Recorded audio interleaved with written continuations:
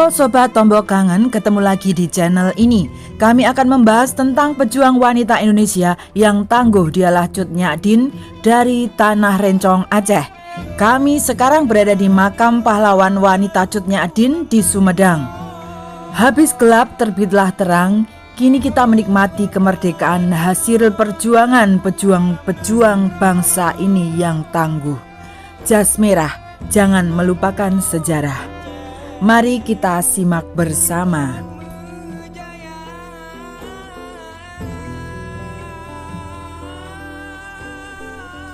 Belanda menjajah bumi Indonesia selama 350 tahun. Jika dihitung sejak kedatangan Belanda pertama kali ke Indonesia, tahun 1596 dipimpin oleh Cornelis de Houtman di Banten. Akan tetapi Belanda mulai menjajah secara politik dimulai tahun 1815. Belanda mulai berusaha menaklukkan wilayah-wilayah Nusantara, salah satunya adalah Aceh.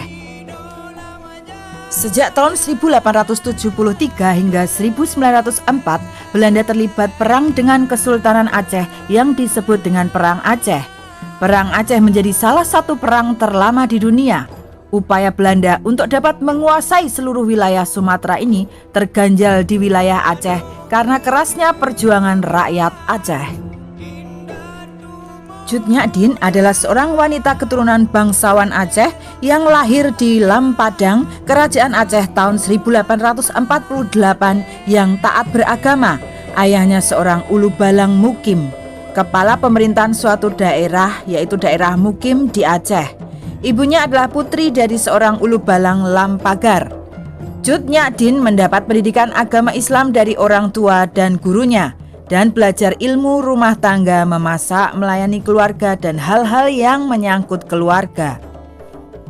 Cut Nyak berparas cantik, membuat banyak laki-laki ingin melamarnya. Pada usianya yang ke-12, Cut Nyak dipersunting oleh Tengku Ibrahim Lamnga, merupakan putra tunggal dari Ulu Balang Lamnga ke-12. Dan dari hasil pernikahan itu melahirkan seorang putra. Pada 26 Maret 1873, Belanda menyatakan perang kepada Aceh dan mulai melepaskan tembakan meriam ke daratan Aceh dari kapal perang Belanda. Pada perang pertama itu, Aceh yang dipimpin oleh Panglima Polim dan Sultan Mahmud Syah dari kubu Belanda dipimpin oleh Johan Helmer Rudolf Kohler. Saat itu Belanda mengirim 3.198 prajurit, lalu berhasil dipukul mundur oleh pejuang Aceh. Belanda menyerang lagi tanggal 8 April 1873 di bawah pimpinan Kohler lagi, dan mereka langsung bisa menguasai Masjid Raya Baitur Rahman Aceh dan membakarnya. Saat itu Ibrahim Langa, suami Cut Nyak memimpin peperangan itu. Kali ini juga Belanda berhasil dipukul mundur.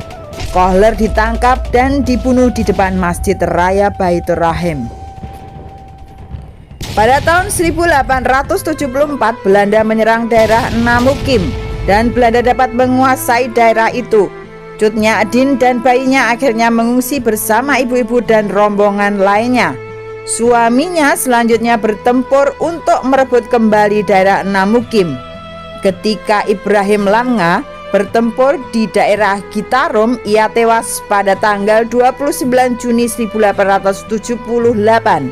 Hal ini membuat Cut Nyak sangat marah dan bersumpah akan menghancurkan Belanda. Tengku Umar, tokoh pejuang Aceh, melamar Cut Nyak.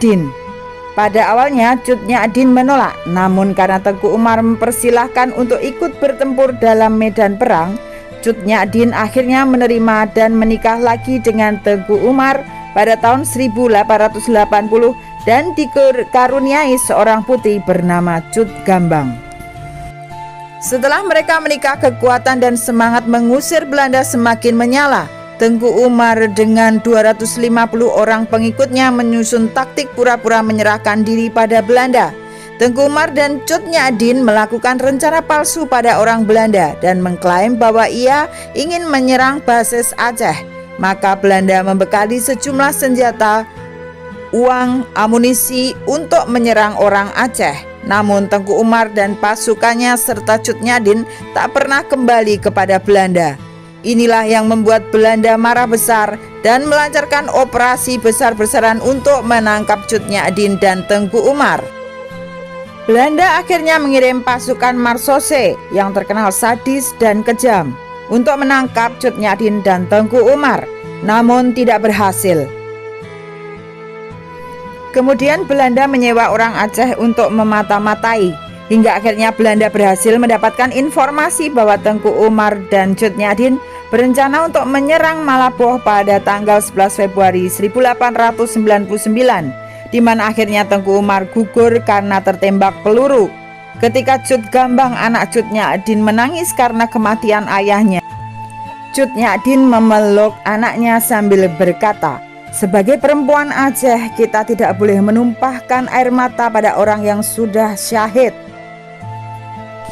Cut Nyak-dien lalu memimpin perlawanan melawan Belanda di daerah pedalaman Malabo bersama pasukan kecilnya.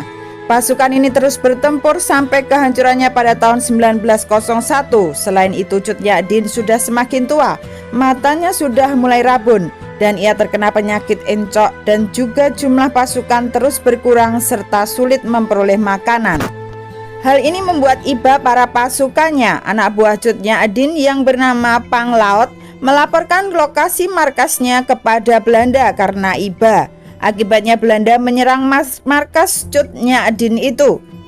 Kemudian Cut Nyak-dien ditangkap, dibawa ke Banda Aceh dan dirawat di sana. Penyakitnya seperti rabun dan encok berangsur-angsur sembuh. Namun tahun 1906 Cut Nyak-dien diputuskan untuk dibuang ke Sumedang, Jawa Barat saat usianya 58 tahun. Sebelum sampai di Sumedang, pemerintahan Hindia Belanda membawa Cut Nyak-dien ke Batavia sebagai tempat transit. Dia dipenjara di bawah tanah yang berukuran tinggi 1 meter, panjang 6 meter dan lebar 9 meter. Dan biasanya di situ dihuni 40-50 orang. Suhunya dingin dan lembab. Banyak tahanan perempuan yang meninggal di penjara tersebut sebelum diadakan persidangan di tempat itu sekarang ada di seputar Kota Tua Jakarta. Setelah dari Batavia kemudian dibawa ke Sumedang. Di Sumedang, Cut Nyak-dien kemudian ditempatkan di rumah Haji Sanusi, seorang imam Masjid Besar Sumedang. Penempatan itu berkat usulan Pangeran Mekah, yaitu Bupati Sumedang saat itu, yang sangat menghormati Cut Nyak-dien. Di rumah Haji Sanusi, Cut Nyak-dien mengajarkan Al-Quran kepada warga sekitar. Saat ini Tombo Kangen mengunjungi rumah di mana Cut Nyak-dien diasingkan di Kampung Kaum, Kelurahan Regol Wetan, Kecamatan Sumedang Selatan. Cut Nyak-dien meninggal pada 6 November 1908 dan dimakamkan di Komplek Pemakaman Gunung Puyuh, Sumedang atas usulan Pangeran Mekah. Pangeran Mekah begitu menghormati sosok Cut Nyak-dien dengan menempatkan makamnya di antara para leluhur Sumedang. Makam Cut Nyak-dien awalnya tidak dikenali oleh masyarakat lantaran identitas dan makamnya memang dirahasiakan oleh penjajah Belanda kala itu. Makamnya baru diketahui tahun 1959 setelah dilakukan pencarian saat Gubernur Aceh dijabat oleh Ali Hasan. Makam ini dipugar pada tahun 1987 dan sekaligus diresmikan oleh Gubernur Aceh Ibrahim Hasan. Komplek Pemakaman Gunung Puyuh memiliki 3 gerbang utama. Gerbang pertama bertulis makam Pangeran Sugih, Bupati Sumedang, kakek dari Pangeran Mekah. Gerbang kedua menjadi tempat pemakaman khusus bagi orang-orang yang telah berjasa membangun Sumedang di masa lampau. Salah satunya adalah Pangeran Mekah. Cut Nyak-dien berada di gerbang ketiga. Haji Sanusi dimakamkan di gerbang ketiga juga.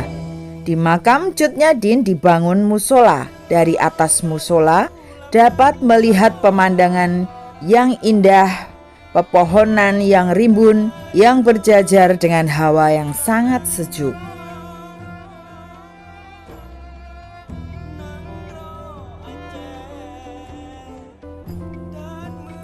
Sejumlah tulisan tertera di atas batu marmer yang menghiasi sekeliling makam Cut Nyak-dien. Di dinding makam sebelah kiri tertulis dengan gaya bahasa Melayu dan masih ejaan lama tentang bagaimana jasa Cut Nyak Dien saat berjuang melawan penjajah Belanda. Sementara di salah satu nisan tertulis menceritakan tentang siapa Cut Nyak Dien dan bagaimana perjalanan perjuangan Cut Nyak Dien dalam melawan Belanda. Komplek pemakaman Gunung Puyuh berlokasi tidak jauh dari alun-alun Sumedang, berada di Jalan Cut Nyak Dien, Desa Sukajaya, Kecamatan Sumedang Selatan. Demikian liputan dari tim Tombo Kangen Channel. Dari sejarah kita dapat belajar teladan dari para pejuang wanita yang tangguh, supaya kita pun dapat menjadi wanita yang bermanfaat untuk keluarga, masyarakat, negara, dan agama dalam mengisi kemerdekaan ini. Semoga liputan ini bermanfaat untuk kita semua. Salam dari kami, salam Tombo Kangen Channel. Jauh kau pergi ombak samudra, lama kau merantau mengembara. Apakah yang dicarinya?